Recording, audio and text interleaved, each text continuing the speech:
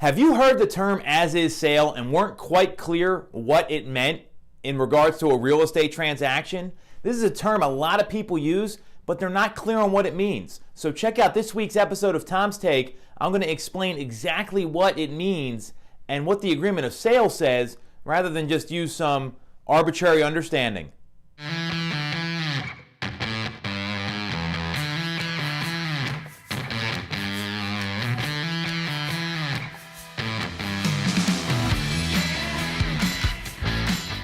Welcome to Tom's Take. I'm Tom Toole. Thanks so much for tuning in and checking us out. This week I'm talking about as-is sales and what that actually means in reference to a real estate transaction.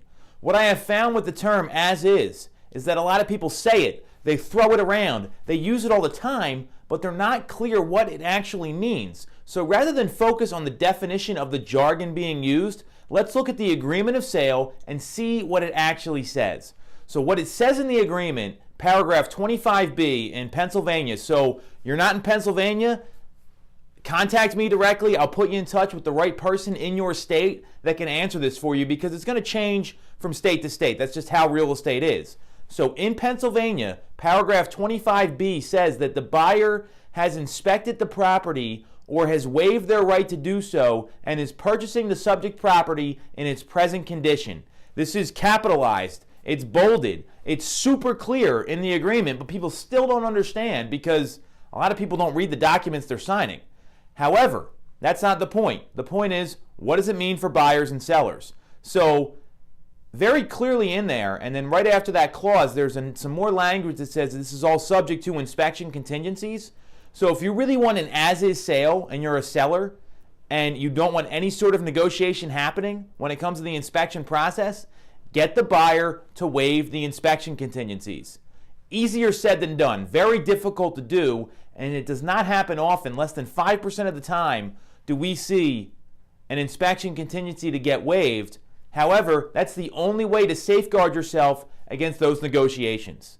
So, unless that's waived, it's not an as-is sale. So what happens after the fact? So with inspections, there are three options. One is the buyer can accept the property in its current condition. The second is they can terminate if they're unsatisfied in any way. So nothing has to be wrong with the home. They just may not like the condition. So please rewatch that part, understand that. There doesn't have to be a defect. It's up to the buyer's satisfaction.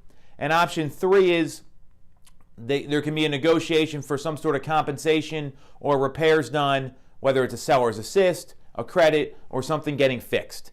So if you're a seller and you want a real as-is sale, one, price the home to compensate for the lack of an inspection contingency, because there's price and there's terms. So if you don't want to do anything with the property, you want inspections waived, you better offer a really favorable price. Flip side is, if you want a premium price, you're likely going to have to deal with the inspection contingencies.